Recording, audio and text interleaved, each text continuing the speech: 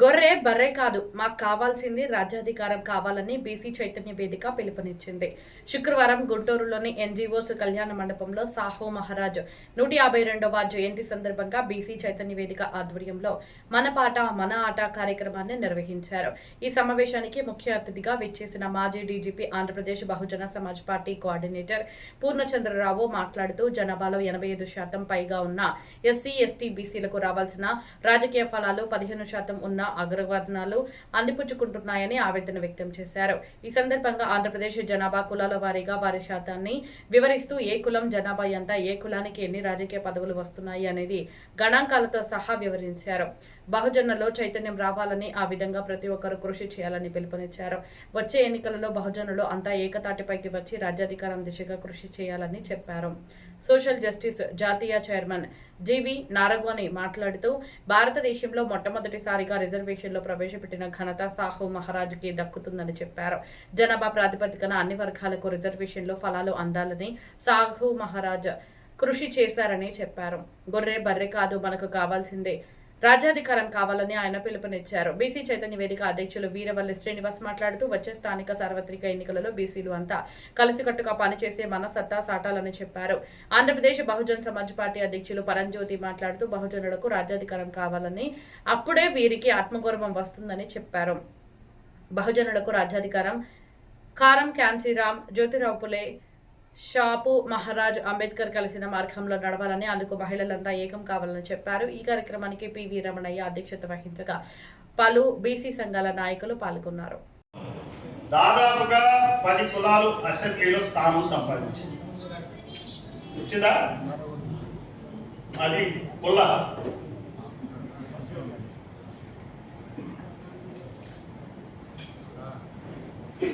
So ఈ అంకెలన్నీ నా అంకెలు కాదు. చాలా మంది జనాభా మాది ఎక్కువ కదా, తక్కువ చూపించారని నన్ను అంటారేమో. నాకు సంబంధం లేదు. ఇది జగన్ ప్రభుత్వం చేసిన సర్వే, అఫీషియల్ సర్వే. బయట పెట్టల. ఎందుకు జగన్ బయట పెట్టలేదంటే ఈ అంకెలన్నీ ఆయన చదువుకున్నాక ఆయనకే టెన్షన్ వచ్చింది. అరే మనం రెడ్లే తప్పుకున్నావా అందరికన్నా. ఆ తర్వాత చంద్రబాబు వచ్చాడు, ఆయన కూడా పెట్టల. ఎందుకంటే అరే వాళ్ళే తక్కువ ఉంటే వాళ్ళకన్నా మనం తక్కువ ఉన్నాం కదా, ఏం చెప్తామని చెప్పి ఆయన కూడా బయట పెట్టారు.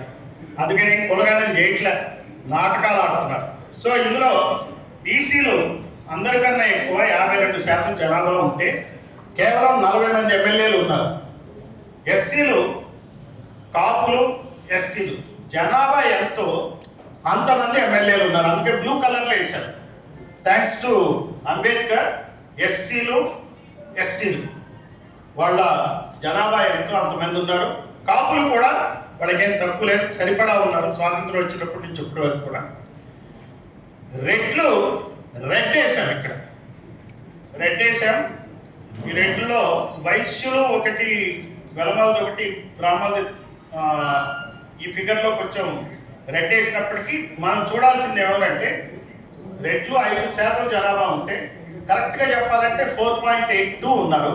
దాన్ని రౌండ్ ఫిగర్ చేసి 5 చేశాం. వాళ్ళు 32 మంది ఎమ్మెల్యేలు ఉన్నారు. కానీ 100కి 5 ఉంటే 175 స్థానాలు ఉన్న అసెంబ్లీలో ఎంతమంది ఎమ్మెల్యేలు ఉన్నారు చెప్పండి? 100కి 5, 75కి 3, 8 మంది ఉంటారు. ఎంతమంది ఉన్నారు? 32. అంటే 4 ఇంతలు ఎక్కువ ఉన్నారు. ఆ సీట్లన్నీ మనకి కొట్టేశారు. తర్వాత తెలుస్తుంది.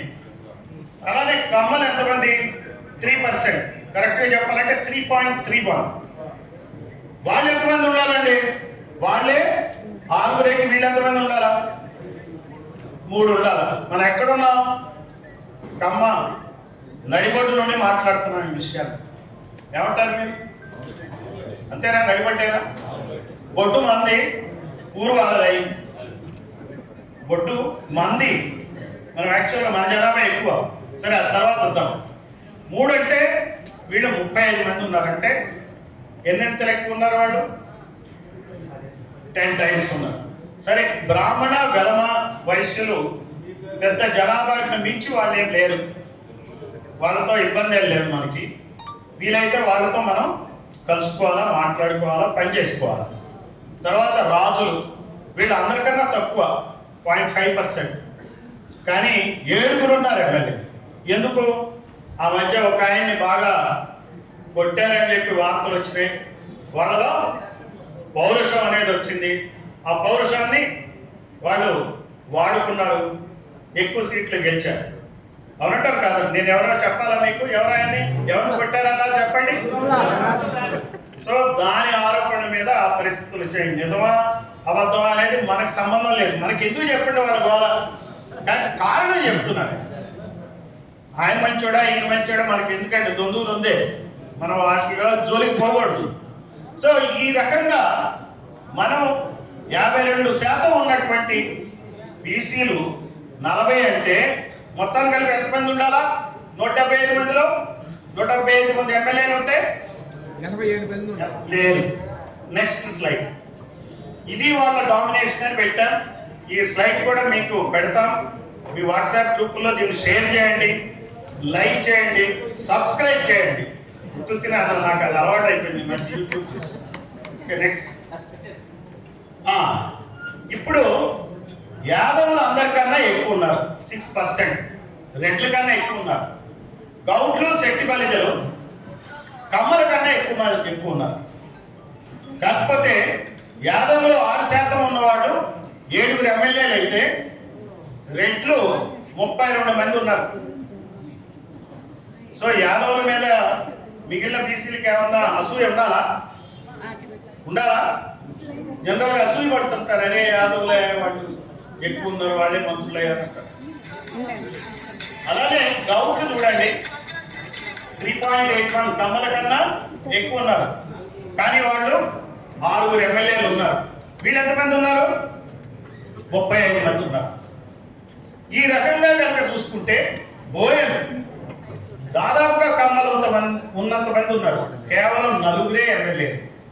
అలానే కేవలమా పీవెలమా వీళ్ళు మాత్రం జనాభా కన్నా ఎక్కువ ఉన్న వాళ్ళు వీళ్ళు బీసీలు. కొప్పుల వెలమ, పోన్లాంటి వెలమ వాళ్ళు మాత్రం బీసీల కన్నా వాళ్ళ జనాభా కన్నా ఎక్కువ ఉన్నవాళ్ళు. తర్వాత ఇక్కడ డీటెయిల్స్ వస్తాయి. తర్వాత మత్స్యకారులు వాళ్ళు తక్కువ మందే ఉన్నారు వాళ్ళ జనాభా కన్నా. పద్మశాలులు కూడా వాళ్ళ జనాభా కన్నా తక్కువ ఎమ్మెల్యేలే ఉన్నారు. కురుబ కూడా పరిస్థితి అదే. కాళింగుల పరిస్థితి పర్వాలేదు, వాళ్ళు బాగానే ఉన్నారు. ఒక్కళ్ళు ఉండాల్సిన వాళ్ళు 2 ఎమ్మెల్యేలు ఉన్నారు. గవర్నర్ కూడా 1 ఎమ్మెల్యే ఉన్నారు. 0.46 అంటే పర్వాలేదు, 1 ఎమ్మెల్యే ఉండొచ్చు, వాళ్ళు ఉన్నారు. వాళ్ళంతా ఎందుకున్నారంటే కాళింగులు, గవర్నర్లు ఒక ప్రాంతంలో ఎక్కువ మంది ఉంటారు కాబట్టి వాళ్ళు చలాయించి సీట్లు వాళ్ళకి ఇబ్బంది. ఎమ్మెల్యే ఏ పార్టీ గెలవదు కాబట్టి వాళ్ళు ఉన్నారు. ఇదే మీకు యాదవులు ఇప్పటి వరకు స్వాతంత్రం వచ్చిన దగ్గర నుంచి అయిన ఎమ్మెల్యేలు కేవలం 46 మంది.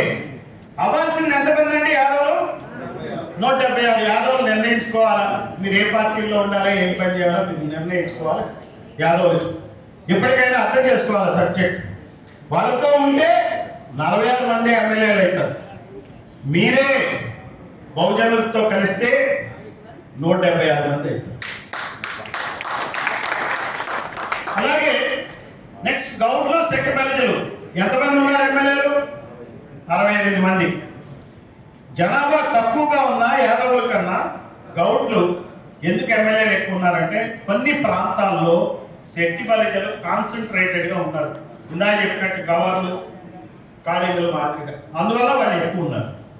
వాళ్ళు అక్కడ లేకపోతే వాళ్ళ నంబర్ ఇంకా తగ్గు. అందువల్ల ఎంతమంది అవ్వాలండి ఎమ్మెల్యేలు ఇప్పటి వరకు? 110 అవ్వాలి. అలానే తూర్పు కాపులు 80 మంది ఎమ్మెల్యేలు అయ్యారు, కానీ 110 మంది కావాలి. అలానే బోయలు 17 మంది ఎమ్మెల్యేలు అయ్యారు, కానీ 91 మంది కావాలి. బోయలు ఎవరైనా ఉన్నారు ఇక్కడ? మీకు చాలా అన్యాయం జరుగుతుందని మన వాళ్ళకి చెప్పండి, బోయలు చెప్పండి. తర్వాత తూర్పు కాపులు ఉన్నారా?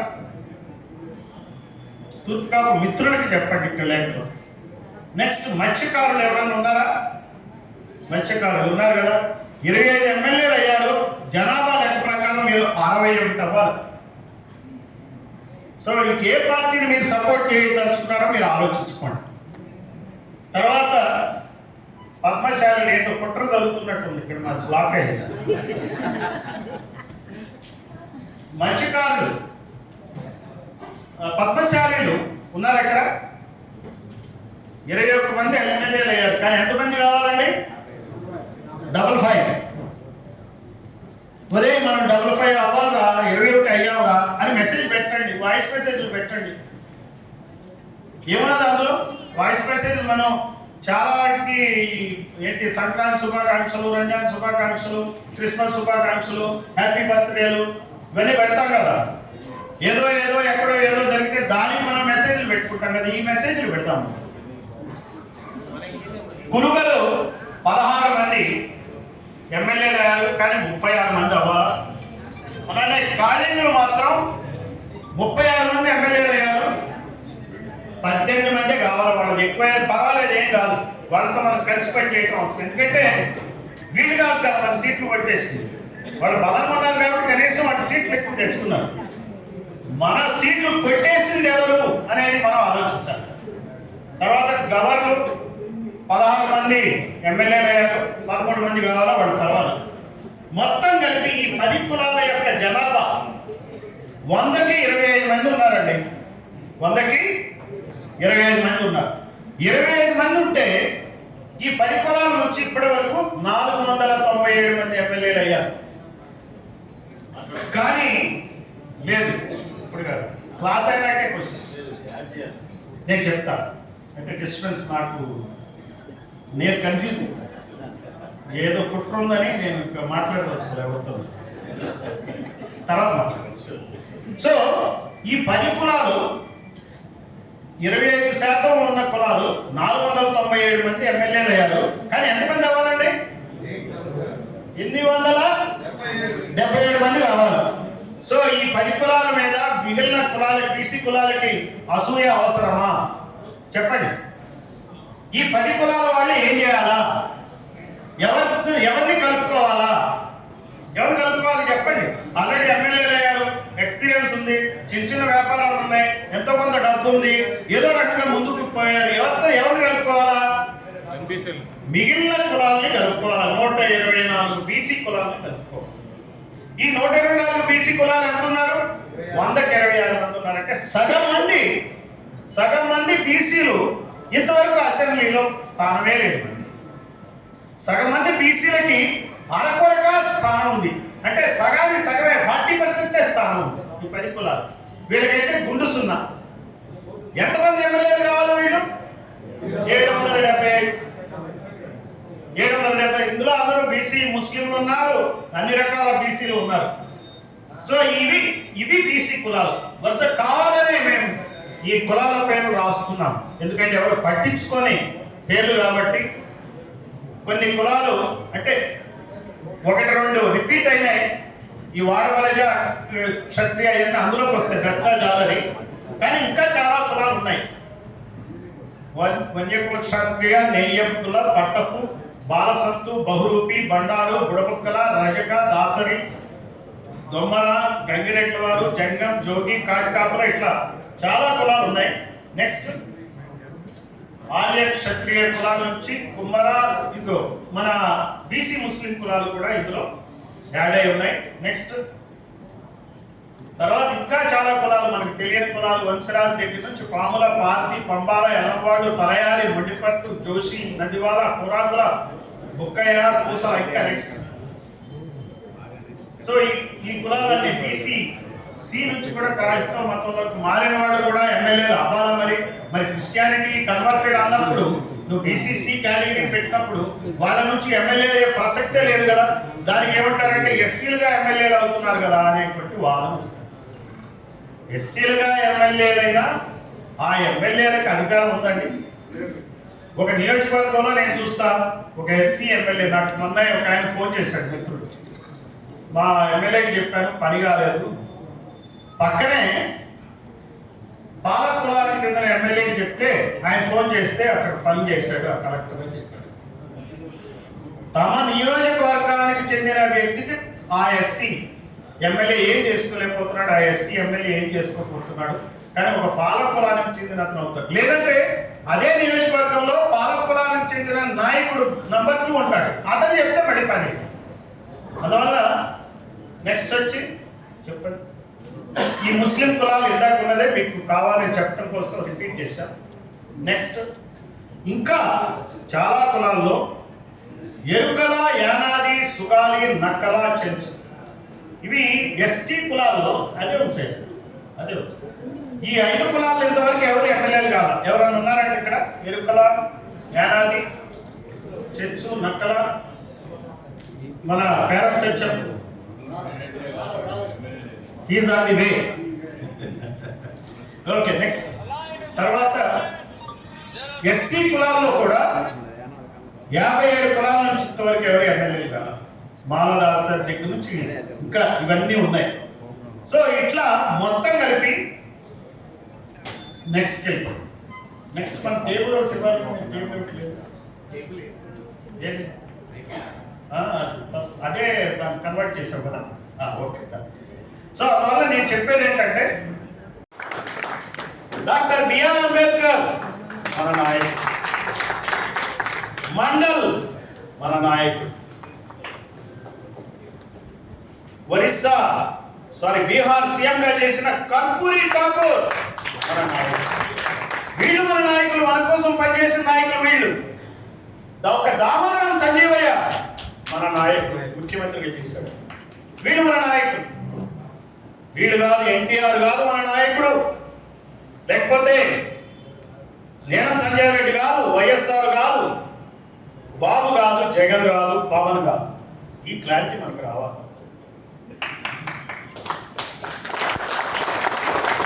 వీళ్ళు నాయకులు అనుకున్నంత కాలం మనకి మోక్షం లేదు. ఇందాక ఒక మాట అన్నారు, డబ్బులు లేకుండా ఎట్లా అని చెప్పాను. ఇందాక డబ్బులు లేకుండా ఎవరెవరు రాజ్యాధికారాన్ని సంపాదించారు? బీజేపీ ఏం చేసింది? హిందుత్వవాదాన్ని పెట్టుకుని రాజ్యాధికారం సంపాదించింది. ఏమైనా డబ్బులు ఖర్చు పెట్టిందా? ఇప్పుడు కాదు, ముందు ఫస్ట్ అరంగేట్రం చేసినాం. అలానే కేసీఆర్ డబ్బులు పెట్టాడా? మరి ఎన్టీ రామారావు డబ్బులు పెట్టాడా? First time. ఎట్లా ఎన్టీఆర్ ఏం చేశాడు? ఆత్మగౌరవ నినాదం అని ఎత్తుకున్నాడు. ఎత్తుకోగానే మన ఆత్మగౌరవ నినాదం అనుకుని మనం అందరం కలిపి ఓట్ చేశాం. చివరికి ఎవరి ఆత్మగౌరవం అయింది చెప్పండి? అది ఎవరి ఆత్మగౌరవం అయింది చెప్పండి? ఎవరు? అది అర్థం కావాలి. ఆయన్ని దించిన కాంగ్రెస్ పార్టీ ఎవరి ఆత్మగౌరవం కోసం పనిచేసింది? మరి మన ఆత్మగౌరవం కోసం మనం పనిచేసుకోవాలా? అందుకే ఈరోజు సాహు మహారాజ్ జయంతి. ఈరోజు ఆ పాట ఇప్పుడు వేస్తాను, నేను వేసిన తర్వాత కార్యక్రమం స్టార్ట్ చేస్తాం. నేను చెప్పినట్టు రెడీ చేసి పెట్టుకోండి. సాహు మహారాజ్ గురించి ఈరోజు ఆ జయంతి గురించి ఇంతవరకు ఎప్పుడు కూడా సెలబ్రేట్ చేయలేదు. సాహు మహారాజ్ గురించి ఇంతవరకు ఎక్కడా చేయలేదు. సాహు మహారాజ్ ఎట్లాంటి వాడంటే ఆయన ఎవరో తెలుసా? శివాజీ మహారాజ్ మనవడు. శివాజీ, ఛత్రపతి శివాజీ మనవడు. ఛత్రపతి శివాజీ ఎవరు? ఔరంగజేబుని ధిక్కరించి మరి రాజ్యాన్ని స్థాపించిన వ్యక్తి. ఆ శివాజీకి అన్యాయం చేసింది ఎవరు? ఆ శివాజీ కుటుంబానికి అన్యాయం చేసింది ఎవరు? చిత్పవన బ్రాహ్మణులు, పీష్వాలు. వాళ్ళు దించారు. ఆ నేపథ్యంలో మీరు అట్రాక్షన్ అయ్యేటప్పటికి నేను ఆలోచిస్తున్నాను.